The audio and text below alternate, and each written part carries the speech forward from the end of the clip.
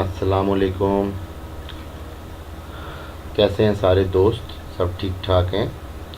अमानुल्लाह ख़ान आप लोगों के साथ कुछ थोड़ा सा शेयर करने आया हूँ कि अगर ओटीसी पे ट्रेड्स लेनी हो तो किस तरीके से ली जाती हैं।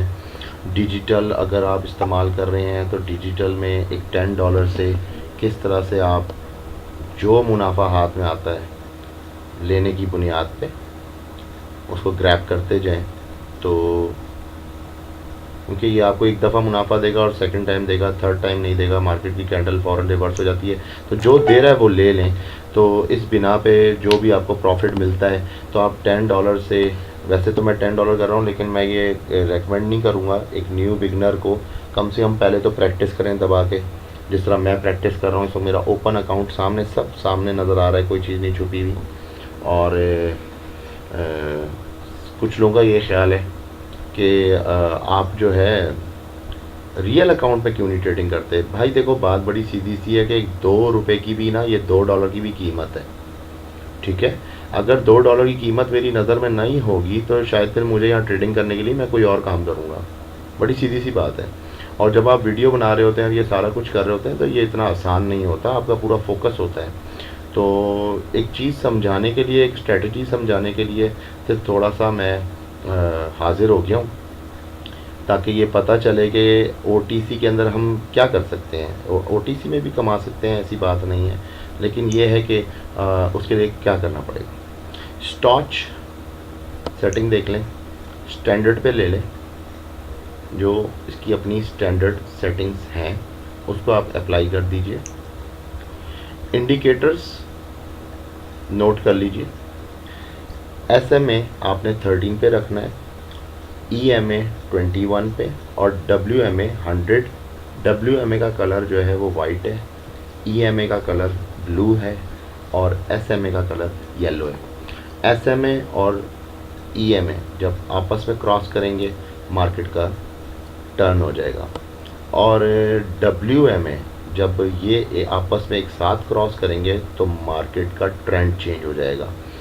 ये थोड़ी सी इसकी लॉजिक है, और इसमें से थोड़ा सा सहारा हमें स्टॉच देगा कि स्टॉच अगर ओवरब्रॉड पे होगा तो ही मैंने यहाँ पे आपके सामने पुट लगाया था और कुछ थोड़ा बहुत हासिल वसूल कर लिया था। वेट कर सकते हैं, लेकिन ओटीसी में ये बेवकूफ़ी है कि अगर आप अपने आप को वेटिंग पे डालते हैं, कि आप अपने पेशेंस ऐसी जगह पे दिखाते हैं कि जहाँ नहीं दिखाने चाहिए। क्योंकि जब आपको कुछ मिल रहा है तो आप ले लें, और आगे की सोचें, नेक्स्ट ट्रेड की सोचें, और अच्छे मौके का इंतज़ार करें।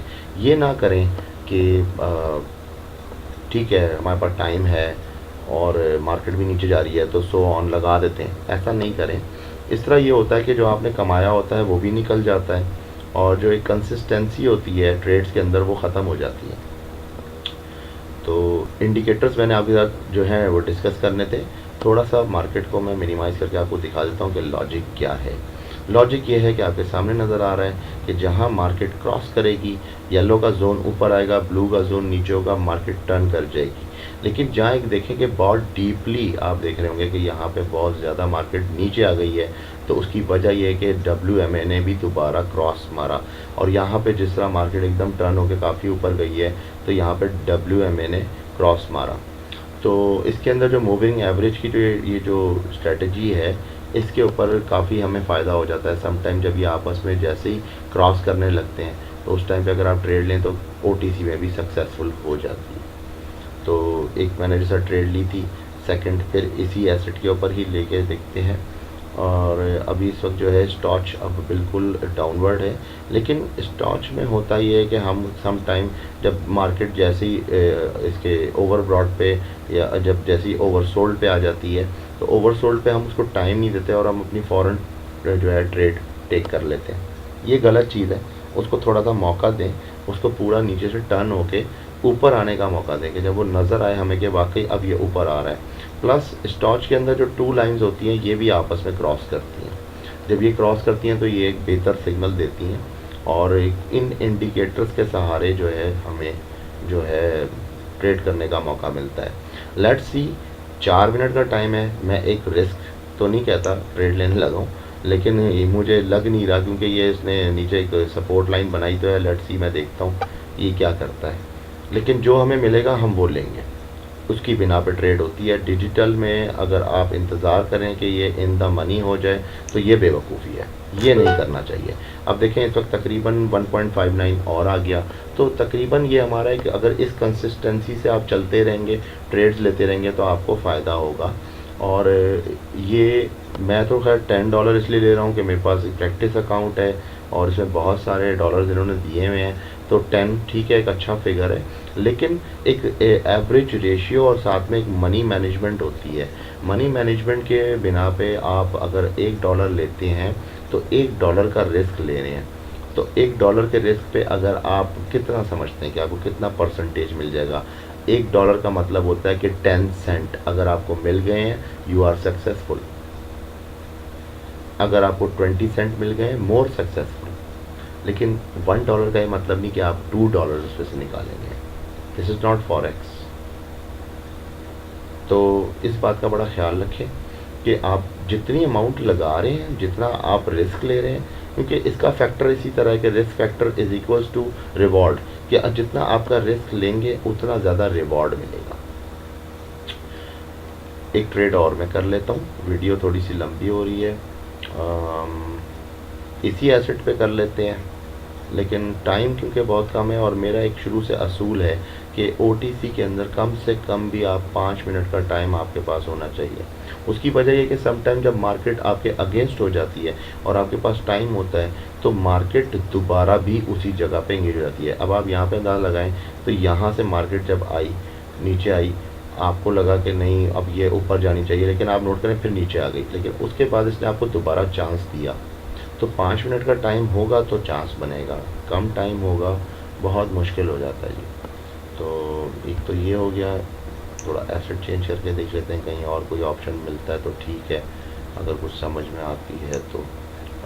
बहुत दूर का एसेट इसमें, अच्छा स्प्रेड्स का बड़ा ख्याल रखा करें, स्प्रेड देखा करें कि जिसके अंदर ज़्यादा स्प्रेड आ रहा है उस पर ओटीसी में डिजिटल मत करें। डिजिटल हमेशा बिल्कुल टाइट स्प्रेड्स पे करें जो बिल्कुल टाइट हो। अब यहाँ पे भी देखें तो इन्होंने यूरो यूएसडी के स्प्रेड भी बहुत ज़्यादा दूर कर दिए, इधर टाइट स्प्रेड नहीं है तो कुछ फ़ायदा नहीं होगा इस जगह पे। वैसे मैं नोट कर रहा हूँ कि आई थिंक ये जो टाइम है इसके अंदर, हाँ ये ऑटो सिलेक्शन ऑफ हुआ था, अब स्प्रेड मेरे शो हुए हैं, इसका मतलब यहाँ पे स्प्रेड टाइट ही चल रहे थे, तो ये मेरी गलती थी समझने की। स्टॉच ऊपर की तरफ है, क्रॉस कर चुका है और मार्केट ने भी ऊपर ही जाना है। इस पे तो ना भी कुछ समझ में आते हुए आप ट्रेड ले लेंगे तो इसने तो जाना ही ऊपर है, ये तो ऑफ कोर्स है ना। तो लेट्स सी, लेकिन ओटीसी की कंडीशन ऐसी होती है कि हमेशा ओटीसी जाता बिल्कुल आपके आइडिया के मुताबिक है, लेकिन शुरू में कुछ कैंडल्स को पहले बैक पुश करता है, ये ओटीसी में ये चीज़ है। नॉर्मल मार्केट में इस तरह से नहीं होता, लेकिन ऑफ द काउंटर में ये है कि कैंडल पहले थोड़ा सा रिवर्स करेंगी, फिर ऊपर आएंगी, फिर रिवर्स करेंगी। लेकिन अगर आपको जहाँ लगे कि नहीं कुछ नहीं मिल रहा, आप काट दें अपनी ट्रेड। फिर भी हम देखें 86 सेंट्स लेके, अब ये 86 सेंट्स का मतलब ये था कि $10 पे आपने 0.8 निकाला, 0.8 यानी कि 8 सेंट आपने इसके अंदर कमाए। तो ये था थोड़ा सा ट्यूटोरियल इसका, और कुछ मैंने एक स्ट्रेटजी भी आपके साथ शेयर कर ली है। इसके अलावा बहुत सारी हैं, लेकिन आहिस्ता आहिस्ता पहले एक स्ट्रेटजी को समझें, उसकी प्रैक्टिस करें, खूब प्रैक्टिस करें। तो ऐसी बात नहीं है कि आप ओटीसी में कमा नहीं सकते। अगर आपके पास सक्सेसफुल स्ट्रेटजी हो और आप तरीके से टाइमिंग के ऊपर एग्जैक्ट टाइमिंग पे ट्रेड करें, ये ना करें कि आप अगर बैठ गए हैं तो अब आपने बस 10 ट्रेडें करनी है, ऐसा ना करें। तो इंशाल्लाह ताला प्रॉफिट उठाएंगे, ऐसी बात नहीं है। थैंक यू सो मच, अपना बहुत ख्याल रखें, अल्लाह हाफिज़।